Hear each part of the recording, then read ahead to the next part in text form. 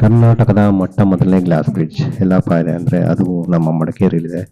ಎಲ್ಲ ತುಂಬ ಚೆನ್ನಾಗಿದೆ ಅಂತ ಇದ್ರು. ನಾನು ನೋಡ್ಬೇಕು ಅನಿಸ್ತಾಯಿತ್ತು, ಜೊತೆಗೆ ನಿಮಗೂ ತೋರಿಸೋಣ ಅಂದ್ಬಿಟ್ಟು ಇವತ್ತು ನಾನು ಒಂದು ರೈಡ್ ಹೊರಟಿದ್ದೀನಿ.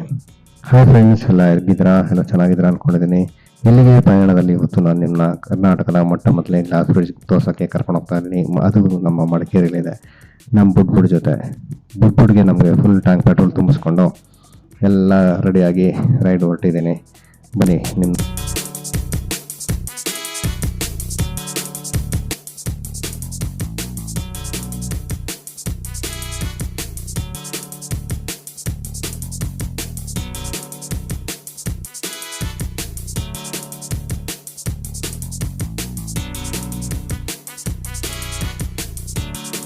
ಸೋಲೋ ರೈಡಲ್ಲಿ ಏನಪ್ಪ ಪ್ರಾಬ್ಲಮ್ ಅಂದರೆ ವೀಡಿಯೋ ಮತ್ತು ಫೋಟೋ ತೆಗೆಯೋದು ತುಂಬ ಕಷ್ಟ ಆಗುತ್ತೆ. ಸೊ ನಾನು ಮೊಬೈಲ್ ಮೋಲ್ಟ್ ಮಾಡಿಕೊಂಡು ವೀಡಿಯೋ ತೆಗಿತಾ ಇದ್ದೀನಿ. ತುಂಬ ಶೇಕಿಂಗು, ಡಿಸ್ಟರ್ಬೆನ್ಸ್ ಇದೆ. ದಯವಿಟ್ಟು ಸ್ವಲ್ಪ ಅಡ್ಜಸ್ಟ್ ಮಾಡ್ಕೊಳ್ಳಿ, ಯಾಕಂದರೆ ಒಬ್ಬನೇ ಏನು ಮಾಡೋಕ್ಕಾಗತ್ತೆ ಹೇಳಿ.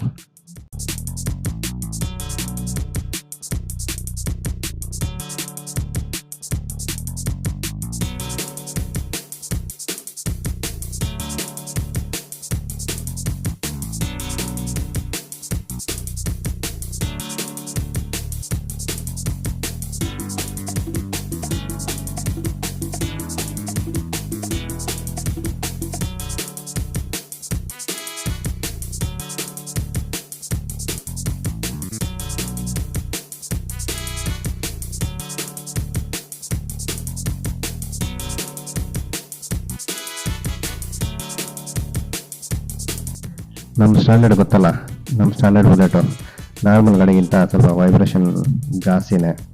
ಸೊ ಅದರಲ್ಲೂ ಈ ಥರ ವೈಬ್ರೇಷನ್ನು ಸಖತ್ ಕಷ್ಟ ಆಗ್ತದೆ ಅನ್ಸುತ್ತೆ ನಿಮ್ಮ ವಿಡಿಯೋ ನೋಡೋಕ್ಕೆ. ದಯವಿಟ್ಟು ಅಡ್ಜಸ್ಟ್ ಮಾಡ್ಕೊಳ್ಳಿ ಪ್ಲೀಸ್.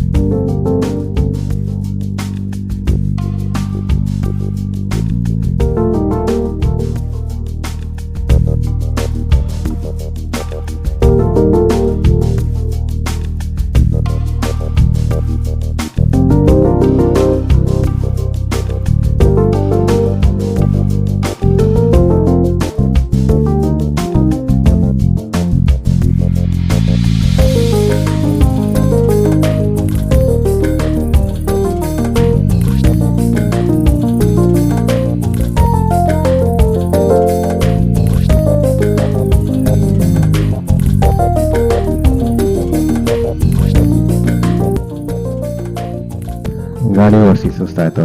ಅಲ್ಲಿ ಹೋಟೆಲ್ ಸಿಕ್ತು ಒಂದು, ಅಲ್ಲಿ ಗೋಲಿ ಸೋಡಾ ಕುಡ್ಕೊಂಡು ಹಂಗೆ ಊಟ ಮಾಡಿಕೊಂಡು ತಿರ್ಗಾ ರೈಡ್ ಕಂಟಿನ್ಯೂ ಮಾಡಿದೆ. ಆ್ಯಕ್ಚುಲಿ ಏನಂದರೆ ಮೊದಲ ಥರ ಗೋಲಿ ಸೋಡಾ ಇಲ್ಲ, ಇದು ಪ್ಲಾಸ್ಟಿಕ್ ಬಾಟ್ಲಲ್ಲ, ಅಷ್ಟೊಂದೇನು ಮಜಾ ಸಿಕ್ಕಲಿಲ್ಲ. ಬಟ್ ಏನಂದರೆ ಕುಡಿಬೇಕು ಅಂತ ಕುಡಿದೆ ಅಷ್ಟೇ. ಆಮೇಲೆ ಅಲ್ಲಿ ಡಿಫ್ರೆಂಟ್ ಹೋಮ್ ಮೇಡ್ ವೈನ್ ಇಟ್ಟಿದ್ರು, ಅದು ನೋಡಿ ಸಖತ್ ಖುಷಿ ಆಯಿತು. ಇಷ್ಟು ತುಂಬ ಫ್ಲೇವರ್ಸ್ ಇದೆ ಅಂತೆ, ನನಗೆ ಕಂಡಿದ್ದು ಇಷ್ಟ.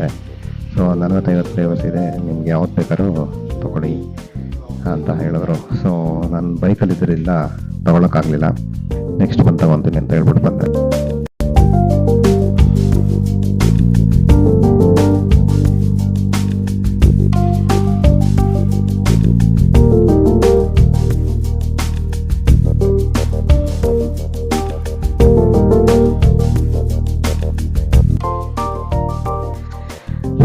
ಫೈನಲಿ ನಮ್ಮ ಡೆಸ್ಟಿನೇಷನ್ ರೀಚ್ ಆಗ್ತಾ ಇದ್ದೀನಿ.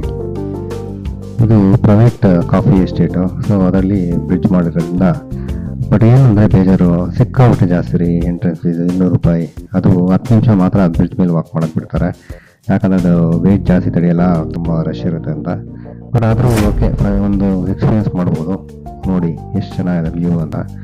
ಮೇಲೆ ಅವರೇ ಫುಲ್ ಭಯ ಆಗ್ತಾ ಇರುತ್ತೆ, ಆಮೇಲೆ ಆ ಮಜಾನೇ ಬೇರೆ.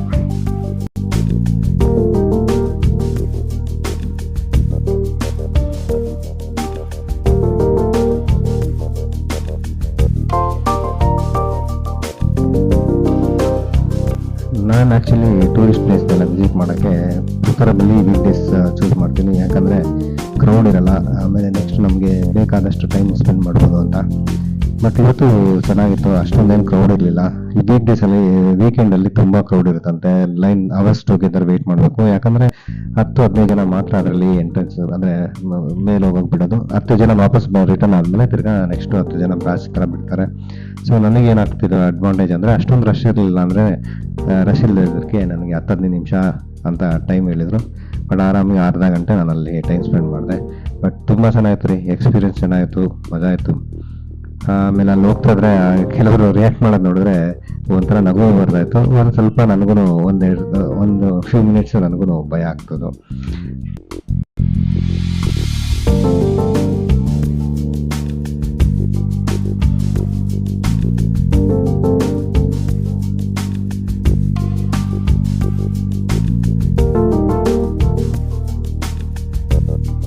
ಇನ್ನೊಂದೇನಪ್ಪ ಅಂದರೆ ಅಲ್ಲಿ ಗಾರ್ಡ್ಗಳೆಲ್ಲ ತುಂಬ ಚೆನ್ನಾಗಿ ಕೋಆಪ್ರೇಟ್ ಮಾಡಿದ್ರು. ಆಮೇಲೆ ಎಲ್ಲರಿಗೂ ಅಷ್ಟೇ, ಅಕಸ್ಮಾತ್ ಫ್ಯಾಮಿಲಿ ಬೇರೆ ಫೋಟೋ ತೆಗಿಬೇಕಾದ್ರೆ ಇವರೇ ಫೋಟೋ ತಗೊಳ್ತಾರೆ ಡಿಫ್ರೆಂಟ್ ಆ್ಯಂಗಲ್ಸಿಂದ, ಯಾಕಂದರೆ ರೆಗ್ಯುಲರಾಗಿ ಫೋಟೋ ತೆಗಿತಾ ಇರ್ತಲ್ಲ, ಅದಕ್ಕೋಸ್ಕರ ತುಂಬ ಚೆನ್ನಾಗಿತ್ತು.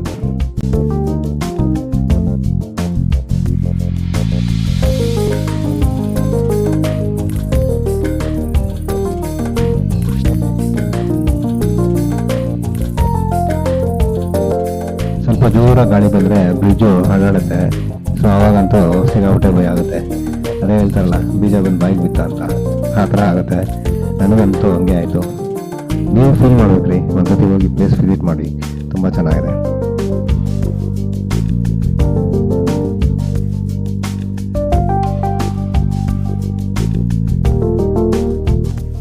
ನನಗೇನು ಇಷ್ಟ ಆಯಿತು ಅಂದರೆ ವ್ಯೂಸ್ ತುಂಬ ಚೆನ್ನಾಗಿದೆ. ಆ್ಯಕ್ಚುಲಿ ನನಗೇನು ಇಷ್ಟ ಇತ್ತು, ಐ ಮೀನ್ ಸ್ವಲ್ಪ ಮಳೆ ಬರೋ ಥರ ಇದ್ದರೆ ಅಥವಾ ಮಳೆಗಾಲದಲ್ಲಿ ಹೋದರೆ ಇನ್ನೂ ಸಖತ್ತಾಗಿರುತ್ತೆ ಎಕ್ಸ್ಪೀರಿಯೆನ್ಸ್ ಅಂತ ಅನ್ನಿಸ್ತು. ನೋಡೋಣ, ನೆಕ್ಸ್ಟ್ ಇನ್ನೊಂದ್ಸತಿ ಟ್ರೈ ಮಾಡೋಣ.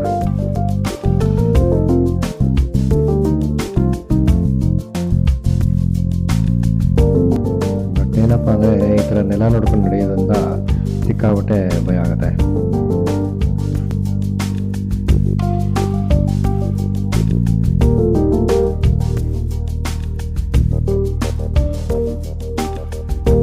ಕೆಲವರಂತೂ ಧೈರ್ಯವಾಗಿ ಹೋಗ್ಬಿಟ್ರು, ಬರ್ಬೇಕಾದ್ರೆ ಸಿಕ್ಕಾಬಿಟ್ಟು ಒದ್ದಾಡ್ತಿದ್ರು. ಆವಾಗ ಸೆಕ್ಯೂರಿಟಿ ಗಾರ್ಡ್ಗಳು ಹೋಗಿ ಕರ್ಕೊಂಡ್ರು.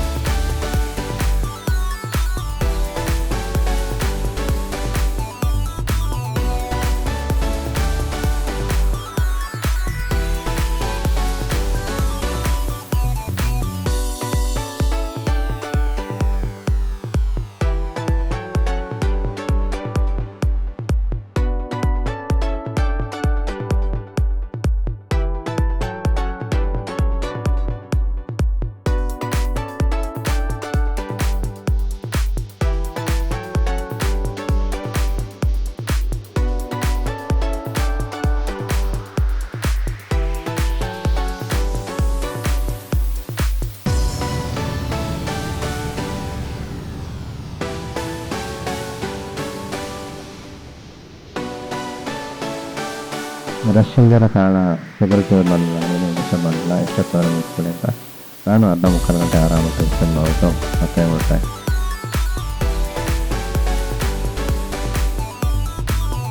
ವಾಪಸ್ ಬರ್ಬೇಕಾದ್ರೆ ಒಂದು ತುಂಬ ಚೆನ್ನಾಗಿರೋ ಒಂದು ಲೊಕೇಶನ್ ಸಿಕ್ತು. ಸೊ ಅದು ಸಿಕ್ತು, ಒಂದು 5 ನಿಮಿಷ ರಿಲ್ಯಾಕ್ಸ್ ಮಾಡಿಕೊಂಡು ನೇಚರ್ನ ಎಂಜಾಯ್ ಮಾಡ್ತಾಯಿದ್ದೆ. ನೀವು ನೋಡಿ ಎಷ್ಟು ಚೆನ್ನಾಗಿದೆ ಅಂತ.